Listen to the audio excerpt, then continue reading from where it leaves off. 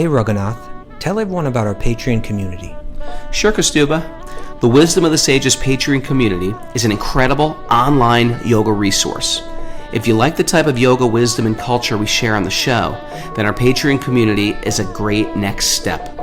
This is a listener-supported podcast, and any level of sponsorship will unlock a wide range of live and archived classes, talks, and even workshops. Raghunath teaches, I teach, and we have a host of other excellent teachers on topics ranging from yoga philosophy, asana classes, storytelling, Ayurveda, kirtan, cooking, meditation, and a lot more. We even have an incredible online Bhakti 12-step recovery group. So if you want to check it out, go to patreon.com/wisdom of the sages. All right, let's get it on. Om Namo Bhagavate Vasudevaya. Om Namo Bhagavate Vasudevaya. Om Namo Bhagavate Vasudevaya.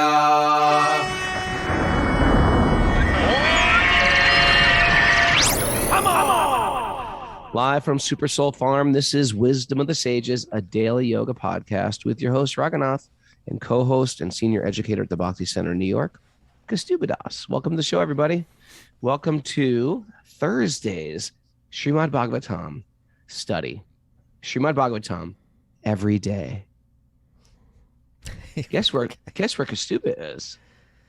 He's got a different backdrop today because he's somewhere else. Where are you, Kastuba? Fill us in. I'm at the place where it all began, Raghunath. Where it all began? 26 Second Avenue. The original, 26 Second Avenue. Yeah, That is the original Krishna temple in the United States and, outside of India. Well, probably there was some other ones. But Hari Krishna temple. this is where, original. Prabhupada came. Yeah. And what are you doing there this early in the morning, Kastuba? It's 6 a.m. There is a wedding, a very early wedding today that I am kind of I guess you could call it MC for. How about a priest? Just call you a priest. Yeah, An well, MC? What do you think you are? Is it like Saturday Night Live? I'm the MC. No, because actually they tried to get me like the legal status to be able to do a legal wedding here in New York State. It's just a form online. Anybody can do it. Well, you got to get the form. It takes a little time to get the form, so I'm not authorized. But so the actual there'll be some actual legalities and some scars that are done that I won't be taking part in. I'll just be handing it off like an MC. So this is the wedding. I thought we were going to the wedding Sunday. So Genevieve Harrison is having two weddings. This one, you see that this one is the legal wedding. And one might think, okay, the other one is the Vedic wedding, and maybe that's like the real wedding. But in one sense, you could argue that this is the real wedding too, because they wanted to do something at an astrologically auspicious moment, and this is the Titi. This is the moment, that it's meant to happen in. So they did the legal wedding in that spot. I was calling this the fake wedding. Huh? Yeah. And you're not even a legal priest to do the legal wedding. Well, we have a legal person here. And I wasn't even invited to this wedding. I wasn't even what... invited to this wedding. It's very exclusive, Raghunath. It's a very small area here, but it's a tight little space. But it's going to be interesting. If you were to look around this place, it's not exactly the dream wedding spot. Like it's not like some. Well, it's an empty storefront. It's an empty storefront, and it's kind of, quite honestly, it needs some work for sure. Like. I'm embarrassed to say this, but it's got one of those drop ceilings, and how when there's a leak in them, they get all stained, and then it even has one of those panels taken out and water, and there's a big garbage can under it that's dripping water into it. So it's this is not. They didn't come here for some beautiful wedding space or some opulent wedding hall or something. It's a holy place. It's a holy place, and that's the point, right? They came for the blessings of Srila Prabhupada. Did you know, my friend, and maybe you did because I probably mentioned it, that after I became a brahmachari, there's always this awkward period.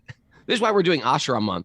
There's always this awkward period where, because in the old days, you go into the ashram and you never quite know when you're leaving. Like, do I do this for a month or a year? It's just like an open-ended thing, and until there's generally some shameful retreat, like, okay, I'm out of here. I can't do this anymore. This is too much for me. That was the old days. We're reinventing it with Ashram month this summer. More on that later. Before I get into my story, though, I forgot we just started the show. Mara, do you have any announcements? Oh. I forgot the announcements. Okay, announcements. Let's get some announcements in here. Yeah. We have a Back to Recovery group meeting at noon today. That's good.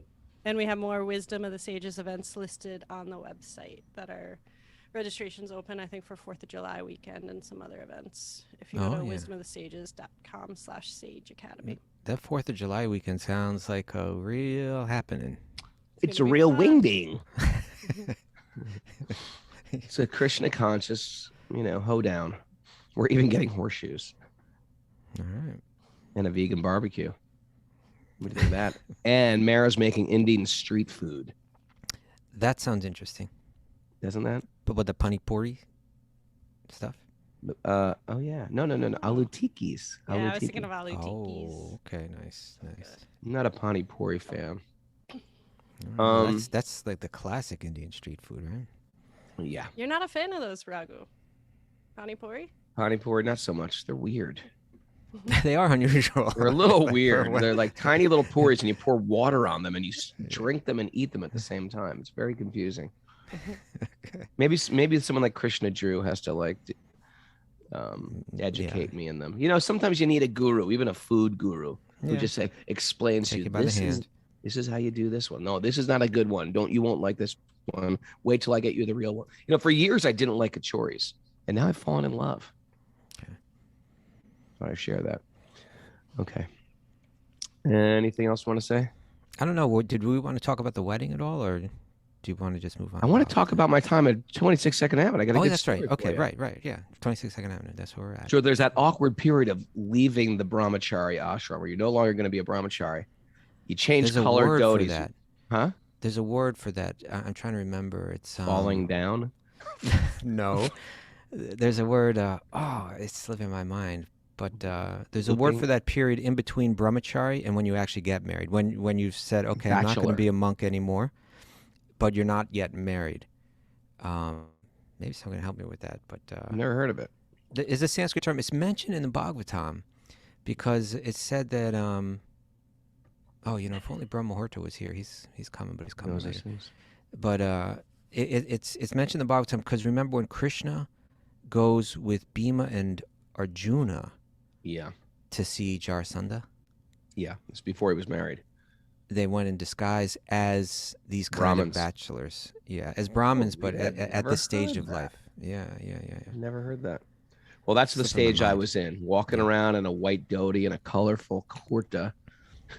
When I was a brahmachari, I would look at all the householders who wore those really cool, colorful kurtas, and that was like my material desire. Like one day, I'll wear one of those colorful kurtas, but for now, just these boring orange ones.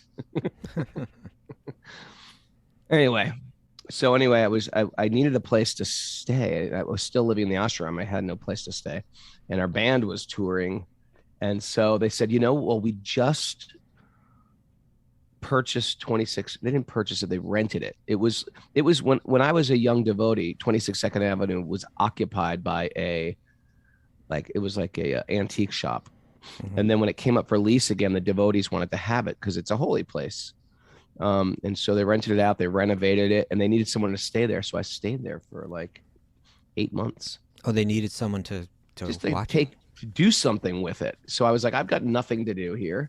And so I gave Bhagavad Gita class morning and evening every day. And wow. Did anyone come? Yeah. We had a whole thing. It was because like straight edge kids from the neighborhood and stuff like that. Yeah, whatever. People, even just regular people just come in and I would just give class.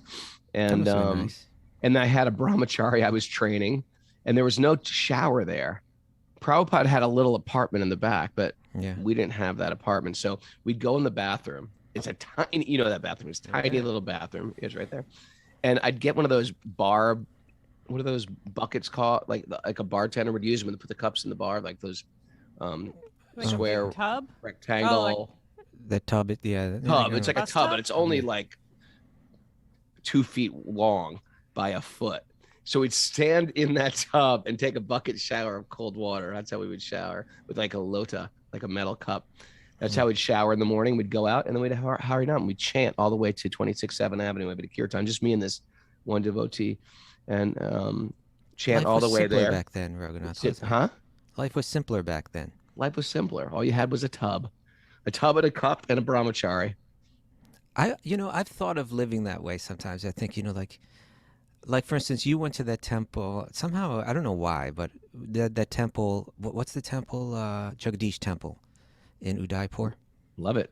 Right. So yeah, it's like this ancient stone carved temple, right, marble temple, and get so many pilgrims every day coming in there. And I always thought, like some like me, some like you could just like live there, go there, and just speak there in the courtyard of the place every day, right? Every day. And people could just throw you some donations, like you just. I'd be happy.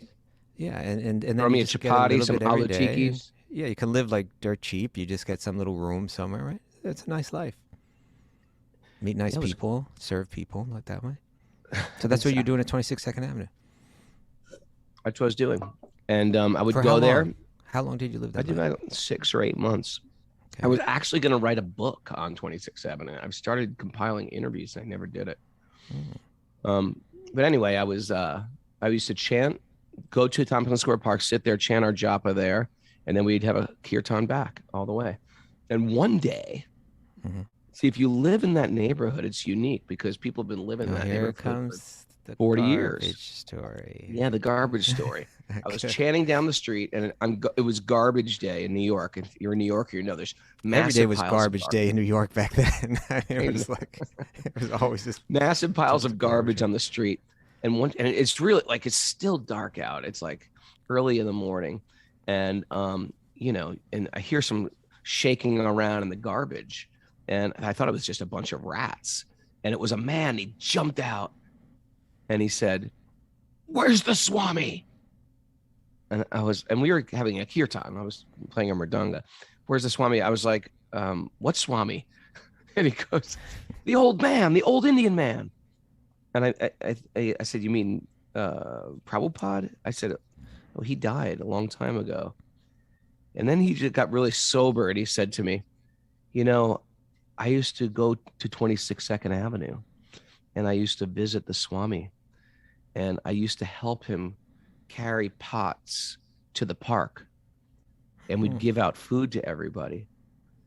And he said, "And one day the Swami, I don't know what they were, but it was a big pot of syrup with a bunch of balls floating in it."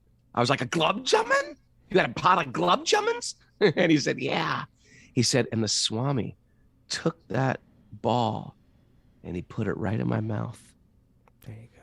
And he goes, "I miss the Swami." Wow. What a great story. So it's like these when I lived there, people would literally come in like, "Hey, I used to come here. Is this place open now?" Right. It was like that. It was very cool. And it was like it's a unique place historically because people are still from that generation that had connection with the Swami. Maybe you should do that again, like right now at this point in your life, or another 6 month stint. Yeah, I was going to think about telling you what you should do with your life too. If you want, we could talk about that. I said maybe. It was just a suggestion. I didn't tell you to do it. Anyway, that is the power of a place. And I think a good point here is a place is just a place. It was an antique shop. And then you put a Swami in there who's speaking transcendental knowledge. And then that becomes a place of pilgrimage. And it's the same with all the yoga teachers out there, or even parents. Your home becomes sacred when transcendental knowledge is spoken, when you're hearing kirtan, when you invite sadhus to your house. We should all be inviting devotees to our house to give a talk. Why not? And then we invite our friends over, sort of like slightly interested. Why not? Our yoga studio, it shouldn't just be like a gym. And if it is a gym, transform it to a holy place. Has to become a holy place, you speak transcendental knowledge. It's that simple. It's like simple math. Speak like a sadhu, act like a sadhu, the place becomes a holy place. Do a little kirtan. Yeah, it doesn't matter if it's not gorgeous. It could be like in a strip mall. Make that a holy place. This principle, where is this principle spoken about? One place, one very important place, this principle of the influence of the space is spoken about. Can you think of what I think? Well, there's that verse in the Bhagavatam about the place of pilgrimage is not by the, it's by the holy person makes the place a place of pilgrimage. We're not there for any other reason. What? I think the first verse of the Bhagavad Gita. Dharma Kshetra Kuru Kshetra. I wonder if she's correct. Dharma Kshetra Kuru. Yeah. Yeah, she does. Let's unmute her. There we go. Karina, another verse? Give us something. Dhritarashtra uvacha dharma kshetra kuru kshetre samaveta yuyitsavaha mamaka pandavaschaiva kim akruvata Sanjaya. Look at Mara. Only She's 8 so years jealous. old. 8 years old, and she knows the shlokas. Awesome. Karuna. It's like Karuna's like her Newman. Karuna. So yeah, Dharma Kshetra Kuru Kshetra, right? This is Dhritarashtra at the beginning of the Bhagavad Gita, the blind king whose sons are about to go to battle with Arjuna and his brothers, the Pandavas. And Krishna, of course, is on the side of the Pandavas. And so the Dhritarashtra, the blind king, is speaking to his counselor, I guess you could call him, Sanjaya, right? And Sanjaya has the mystic vision, though, that although he's sitting in Hastinapur, he can see what's happening on the battlefield, right? Very cool. This is the very first verse of Bhagavad Gita. What does he ask? Dharma Kshetra Kuru Kshetra. Now, what did my sons and the sons of Pandu, they've gathered at Kurukshetra. Kurukshetra is the name of the place, but he mentions Dharma Kshetra, right? That it's a place of Dharma, and it's mentioned that, you know, commentators mention that he mentions this because it indicates his concern, right? That he knew that was a holy place. It was a Dharma Kshetra, and because he knew it was a holy place, he was wondering if it would have an influence on the outcome of the battle, particularly because the Pandavas were far more dharmic than his own sons, right? So the place, it indicates the place has an effect. And that's why go ahead. No, go. Well, I was empty your cup. I was going to say that I'm the MC for this wedding. Priest. Let's just call it a priest. Okay. You go back and forth. Assistant priest. So, and you know, the place is kind of run down, you know, like literally there is the hole in the ceiling with a big garbage can full of water underneath, and not even a bucket. It's like a big garbage can. And it's, you know, it's just not, unless you have faith that this is a holy place, you'd think this is the last place someone will come to do a wedding. But these people that are getting married have such faith. This place is so important to them that they want to do it here, which I think is nice. You know, there's another interesting thing here too. We tend to think our spiritual life is dependent on our environment. But we create our environment also.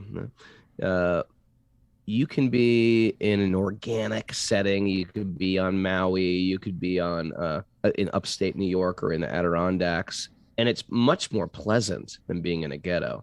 This is the difference between Tamaguna and Sattvaguna. And you know, you and I have been to very beautiful, in Mara, tropical places, wonderful places. But there's a difference when you add the holy name, transcendental information, transcendental knowledge, you know, kirtan. It transforms that place. And any place, it doesn't matter if it's a ghetto. It doesn't matter if it's we're not here to like trying to be like winners of the material world. Now I live in this great place. It's really beautiful. That's nice, but it doesn't give you bhakti. And being in a horrible situation where you're living doesn't take away your bhakti. It's you create the bhakti by your attitude of service, by inviting transcendental wisdom into your life, into your mouth, into your ears. And you can create that wherever you are. And that's why New York City is a holy place, because Prabhupada came there. The Bhakti Center's there. There's so many nice devotees there. That's why if you don't like New York City, it's down, it's dirty, and it's grotesque, and you can't park, and so many reasons, it doesn't matter. It's a holy place. In the same way, you can come upstate, and you can just, people tend to think, well, I'm going to come upstate because it's very beautiful and natural. Yeah, there's a bunch of backwoods people upstate as well. It's got nothing to do with, it's not the woods that are making people pure. It's their actions, their intentions, and what's flowing into their ears and out of their mouths. So the holy place is created by the devotee, and we can bring that wherever we go. Like there's losers. If I'm a loser, we use that word a lot in high school. You're a loser. If you're a loser, you live in a loser place. If you're a winner, you live in this awesome place. If you're a transcendentalist, you live wherever Krishna wants you to live. It's not like I've done it. I've figured out the material world, and now I'm going to be here. Krishna is going to direct you where you live, and that's going to be a special place because that's where you're serving your guru. And sometimes it might be beautiful, and sometimes it might be, well, this is what Krishna's got for me now. There's this whole idea, like we've just been like taking orders our entire life from our parents when I was a kid, and then from my girlfriend or boyfriend, or then from my teachers, and then my professors, and then it's like finally you get to this point of like, I just want to do what I want to do. I'm sick of doing what everybody else. I want to do what can I get in this life for me first. And we sort of take back that control. I've been serving everybody. I want to take care of me. That's not it either. It's what does Krishna want for me? What does Krishna want? How does Krishna want me to serve? Where does Krishna want me to serve? And that place will always be special. And and when you're surrendered, you find yourself in these weird situations like, I never planned to be here, and here I am. Here you are. So what you're speaking about, Raghunath, is that verse you were alluding to that verse. That on this principle that you're speaking on. Tell me. Which is that even if the place isn't necessarily special already, when the devotee goes there and they bring their devotion there, they make it special, right? Mm. So this was a verse that was spoken by Yudhishthir. Do you know who he spoke it to? Hatsi? Vidura. To Vidura. Yeah. Vidura had gone away. I would guess. Oh, you got it right. No, because it's a beautiful place in Bhagavatam. We've already read through it. But this is, when the battle of Kurukshetra was about to take place, Vidura was there telling his brother Dhritarashtra what a mistake he was making, right? Treat the Pandavas, they're your nephews. You should love them just like they're your own sons, right? Right? You should love them just like they're your own sons. Don't listen to your own son, who's giving you terrible advice and who's just really going to cause just massive destruction if you follow that. His intentions are ill. He's rather, embrace your nephews and allow them, half the kingdom and so on. So when Dhritarashtra's son Duryodhana hears that, he just becomes completely furious. Why is my uncle, not taking my side? Why is he against me? And he insults Vidura, and he says, throw him out of here. Remember he said that? Throw him out of here with nothing but his breath. And so so Vidura, he took that lemon and turned it into lemonade, right? He took that that what seemed like a curse, and he turned it into sour yogurt and turned it into a lassi. There you go. Okay, so turned into a mango lassi. So he said, I'll take this opportunity to walk away. I won't be here for the whole battle, right? I'm not even, and I'll go to the holy places. So he went to the various holy places, and so much of what we're reading now, right, is the conversation between Vidura and Maitreya when he went off. Right? Actually, I think this is when he went off the second time. Mm-hmm. But in any case, so after some years, he comes back, right? And now Yudhishthir sees him. Yudhishthir loved Vidura so much, right? Vidura had so much affection for him and so much wisdom, so much practical advice for him. And when you have to serve in such a position of responsibility, you really value those kind of people. So when he saw, after years had passed and Vidura came back, and Yudhishthir sees him, and this is what Yudhishthir says. You ready? He says, Bhava vida bhagavatas, tirtha bhuta svayam vibho, tirtha korvanti tirtani svanta stena gatabrita. My Lord, he's speaking to Vidura, devotees like your good self are verily holy places personified.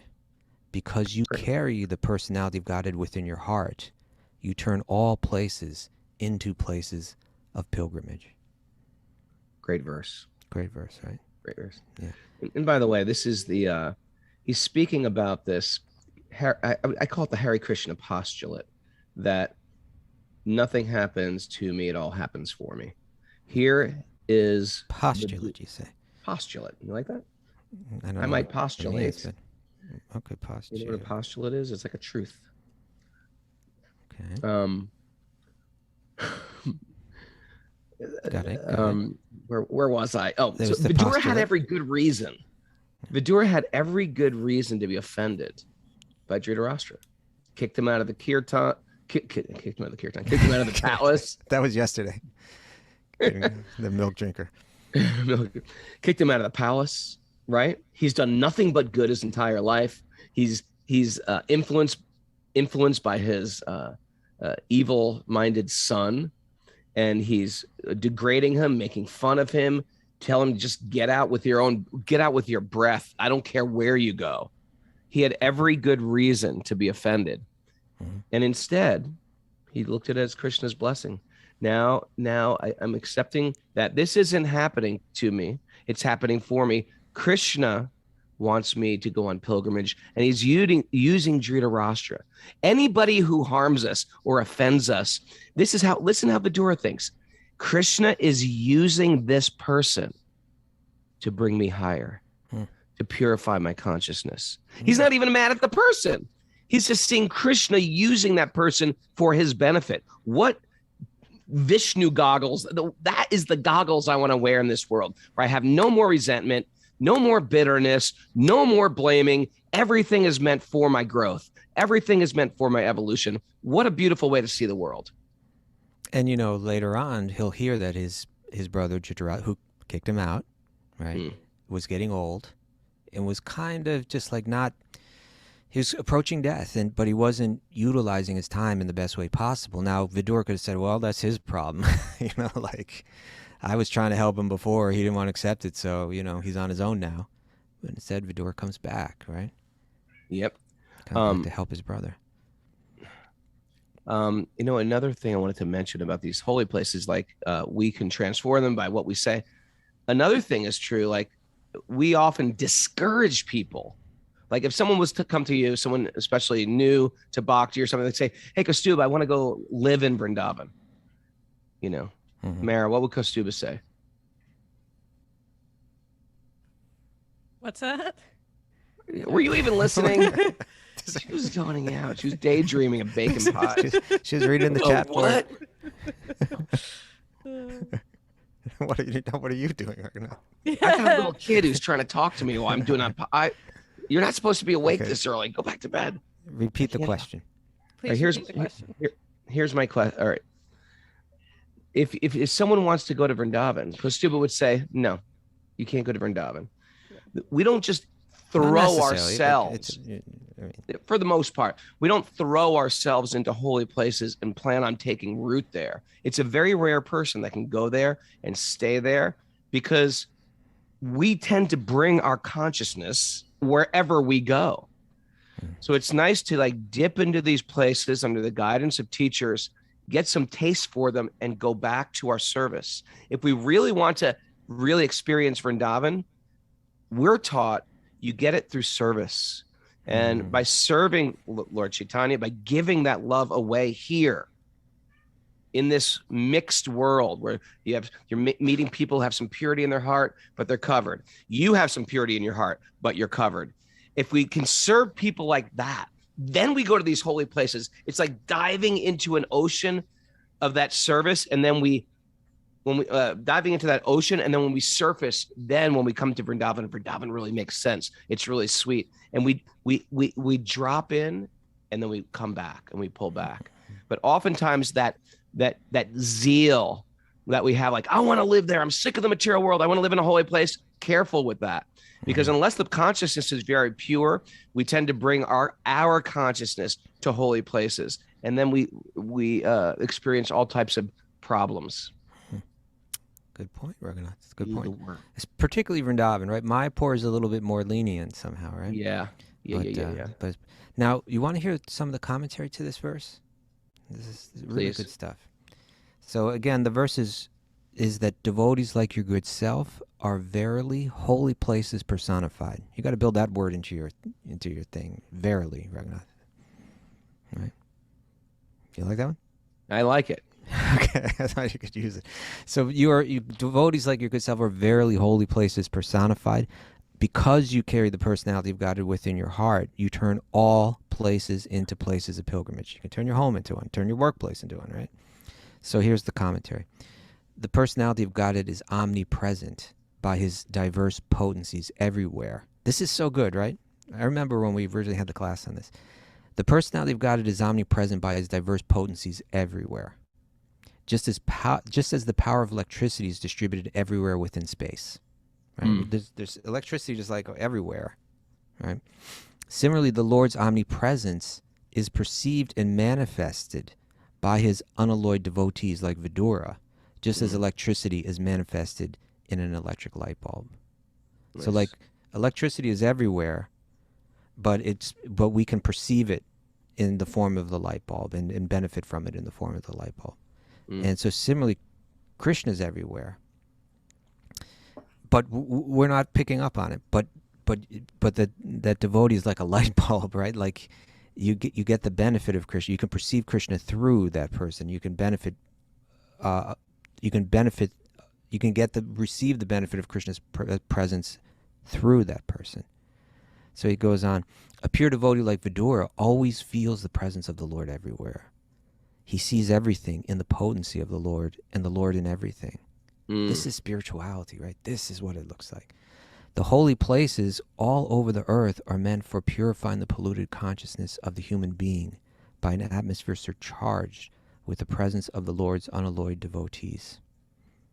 If anyone visits a holy place, they must search out the pure devotees residing in such holy places, take lessons from them, try to apply such instructions in practical life, and thus gradually prepare oneself for ultimate salvation, going back to Godhead. To go to I'm so ready for pilgrimage just hearing this verse. Okay. Now, or transforming Supersoul even more so into a holy place, right? Now, to go to some... Radhanath Swami said it's a holy place. It is. But it becomes a holy place not just because it's, in the country. It's a holy place because we invite sadhus to come and speak. We have kirtan here. Make your home into a holy place today. Have kirtan there. Invite people over. If you're married to somebody, say, hey, we're having a little get together. Okay, what's a get together? We're just some friends over. I'm making some aloo tikis. Make your house into a holy place. Okay, so he goes on. He said, to go to some holy place of pilgrimage does not mean only to bathe in the Ganges or Yamuna, or to visit the temples situated in those places. One should also find representatives of Vidura who have no desire in life save and except to serve the personality of Godhead. The personality of Godhead is always with such pure devotees because of their unalloyed service, which is without any tinge of fruitive action or utopian speculation, without any form of karma and jnana. It's saying the karma and jnana there, right? Without the desire for the things of this world, even without the desire for escaping the miseries of this world. It's based on love. They are in the actual service of the Lord, specifically by the process of hearing and chanting. Shravanam, Kirtanam, right? The pure devotees hear from the authorities and chant, sing, and write of the glories of the Lord. Mahamuni Vyasadeva heard from Narada, and then he chanted in writing. Shukadeva Goswami studied from his father, and he described it to Parikshit. This is the way of Srimad Bhagavatam. So by their actions, the pure devotees of the Lord can render any place into a place of pilgrimage, and the holy places are worth the name only on their account. Such pure devotees are able to rectify the polluted atmosphere of any place, and what to speak of a holy place rendered unholy by the questionable actions of interested persons who try to adopt a professional life at the cost of the reputation of the holy place. Prabhupada throws that in there too, because he's seen that, right? Nice purport, huh? Beautiful. So now you're in the holy place, doing a holy thing, marrying two great souls. Well, again, I'm not the priest today, but I'm just kind of the MC. But I'll be the witness. I think I'll be the signing witness on it. Okay, that's something. Yeah. But it's such a special wedding, this one, isn't it, Raghunath? Don't you think? Yeah, because we love both those.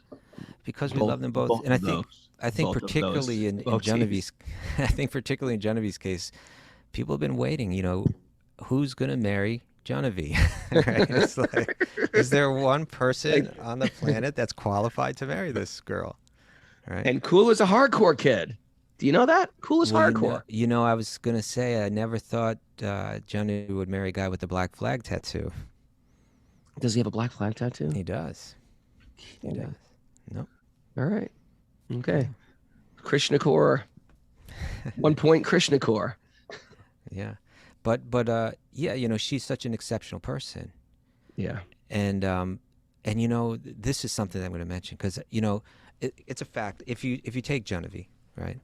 Yeah. Look, I mean, particularly if from a devotee's perspective, if you look at her and her life and her qualities, it's like, you know, she's beautiful, she's talented, she's, you know, she probably has the most angelic singing voice of any person walking the planet at this point, right? She's intelligent, she's super talented, she's famous, you know, she's a regular speaker on BBC radio, you know, and she's got a deep kind of saintliness to her, a kind of spiritual depth that's like, it's rare, you know? It's particularly rare in a young person, you know, like, she's got a certain sobriety to, you know, in her, you know. Yeah.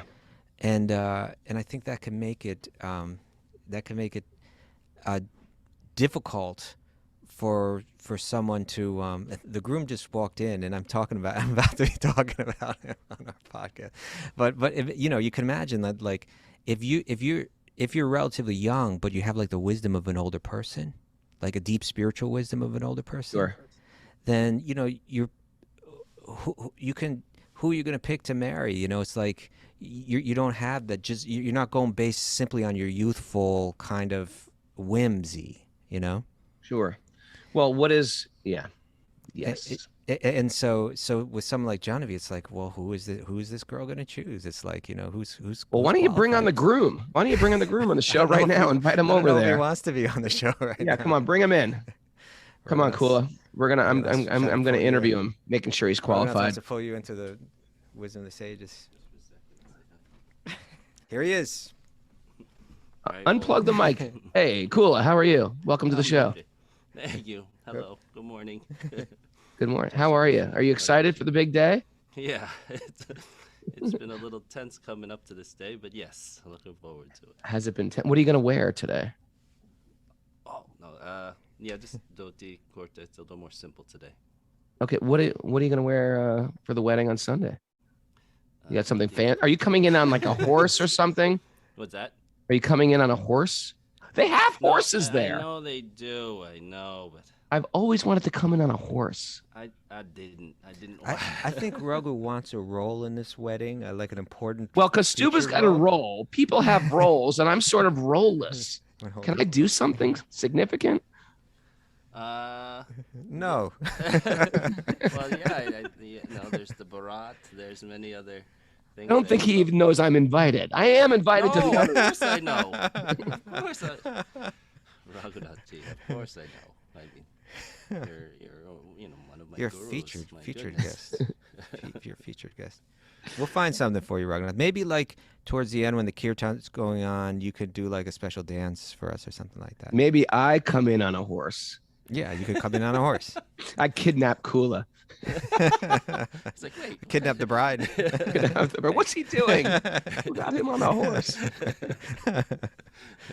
But she'll already be legally married, so it'll be too late to kidnap the bride. Yeah, it'll be Yes. under Ramayan, I guess. Well, so today is like, no, this is an interesting point though. So you're marrying today because this is called the Titi, right? There's a specific times that are auspicious. And Yeah. all these things that you do, whether it's opening a temple, a marriage ceremony, a special, what else would require a specific time? Anything marriage. Yeah, any auspicious, First you know. grain ceremony. Yeah. Yeah, an Any religious initiation. Yeah. Any religion, they wait till these auspicious times and they say now is the time. So that's why it's sort of like it's early in the morning. It's in a particular holy place. It's got to be done at the specific time. Good time, good place, good Yeah. people. And these are all just sort of like favorable breezes, so to speak, to make everything successful, you know? Yeah. Well, congratulations. We're impressed. We're inspired. And I'll see you Sunday Thank you. or Saturday. Right? Wait, when is the wedding? Saturday. or Saturday. Sunday? Saturday. I'll see you Saturday. I'll be the one on the turban with the horse. You're gonna have a turban for that one? Yeah, no. Okay, you're gonna Come have a on, turban. man. Yes, I didn't go for This that is your either. chance to really wear a turban and own it. yeah. You could pull it off. Are you Like one of wearing those a Nam Ross ones? Like this, you know, he did it well, right? It could be wrapped. Yeah, we could still, but I don't think so. Are you going to wear the chodidars? You know what those are? The big puffy pants that go tight from the knees down. Raghunath, Those are cool. Raghunath thinks those are cool, but we went to Fab India one day and Raghunath tried a pair on. I said, Raghunath, you just can't. Oh pull yeah, this I'm off." wearing them to the wedding. Wait till you see what I'm wearing. I'm gonna blow all your minds. I got a big, long purple kurta down to my I knees. said, you know, Raghunath, you look great when you rock the Bundy and like the the lungi, the bungi and the lungi. That's you, right? The Bundy and The Bundy and the lungi. I know you But when can't- you rock those puffy pants with the tight ankles, no, it just I got the wasn't curly shoe. I got the curly shoes and the too. shoes. Yeah, it's just like I look like Aladdin, truthfully. Well, I've been trying to avoid that. Actually. I don't Well, know. everybody here, the Zoomers here are all giving blessings, and oh yeah, the Zoomers give blessings. Yeah. yeah, everybody just go like this and give blessings. Yeah, you Here, can I'll see show it. you them. This is Did our they say blessings. this? Yeah. It's Thank coming. you so much. That's so many Yeah. great souls. We got you should get the blessing of a young virgin girl. That should be Karuna. Karuna, give blessings. Yeah. Mara, give blessings. There we go. There she goes. 8 years old from Lebanon. Sorry. Yeah, Chen Shlokes. Wow. Two young virgin girls, Amazing. Mara and Karuna. Thank There we you go. so much, everyone. Okay. We'll take you off the spot. Okay, cool. Haribo. I was gonna say a lot more about, but I think I have to save it for the wedding. Save it for the wedding. Because now the groom is here. Yeah. But it is a special day. It is a special day. Yeah. Yeah. We're preparing. Over Memorial Day a Seva retreat up at the farm, and it's a if anybody's interested, local, let me know, because it's a retreat, but we do Turn it into Seva. holy place. We turn into a holy place by doing kirtan, in the evening, in the morning, and getting the place ready for our retreats. And we're, this is me and Rachel's now really focused on this, and actually Kostuba also, because we're putting together this whole Sage Academy, where we can just sort of educate people in bhakti, real part of the education is the actual living and the applying and just the association. Yeah. Then we come together, just like I was just at Kylie and Brian's house, and I was at Cindy Lunsford's home, and it's people just getting together and having transcendental sound, and you can do that, and it will change the mood of everything. And if you're ever depressed, and if you're ever in a dark place, all you got to do is say, okay, I'm having a tough day today. Sit down, chant one chapter of the Bhagavad Gita. It'll change your day. There you go.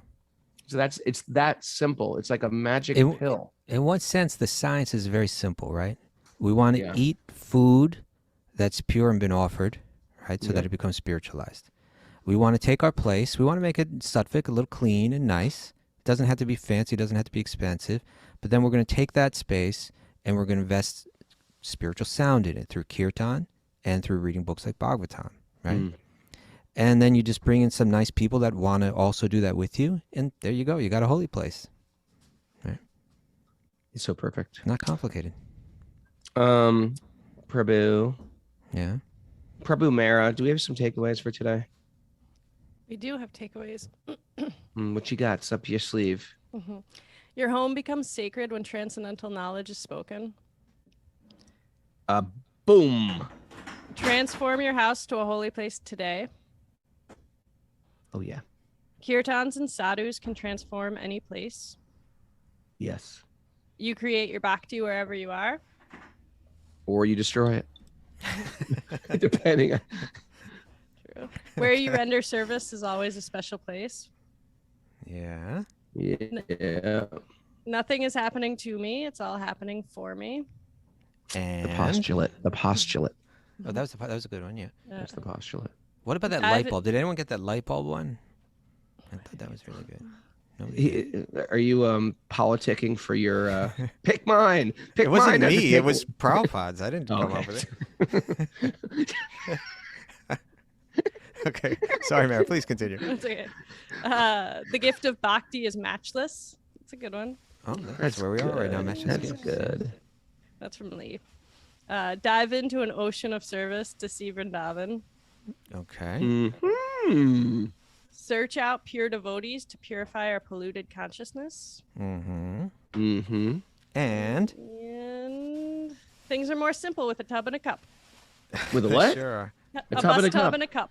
A low A tub tub and a a cup. bus tub. Yeah. Yeah, it is. Nice cold shower to wake you up in the morning. Get rid of all the bhutas. Bhutas are ghostly entities that might enter your body at night, into your consciousness. The cold water, woo, shakes them away. Everyone, please pray for me that I can do my service nicely today. What are you wearing? I got a pair of slacks and a dress shirt on. Keeping it simple. Let's see. Put on a. You want to You're just a shirt. You're just nothing. There's nothing. No, there's no purple kurta. I thought you were gonna be dressing fancy. It's a wedding. I'll dress like a priest. For the wedding, for the Vedic wedding, I'll wear dhoti and chador. Okay. All right. Are you just going to the wedding to see what people are wearing, Raghavan? You're really into it. Yeah. Well, it's a special day. It's an occasion. We get to dress up. You get to dress cool and crazy. It's He's a part festive of our, guy, It's a man. fun He's part a of our festive culture. guy. It's a fun part of our culture. Dressing up, throwing a turban on. When you got a bald head like this, you need turbans too. It's cold out there. Everybody bald, all the bald men out there, we know the deal. It's cold. Wrap that head up. Thanks everybody for joining us. Everybody coming to the Saber Retreat. Turbans. Turbans. Oh, Jeff Eisenberg. I gotta call Jeff. Maybe we Eisenberg. should just have a turban day. Maybe July 4th could be like a turban thing. You know what? Let's feature turbans on July 4th.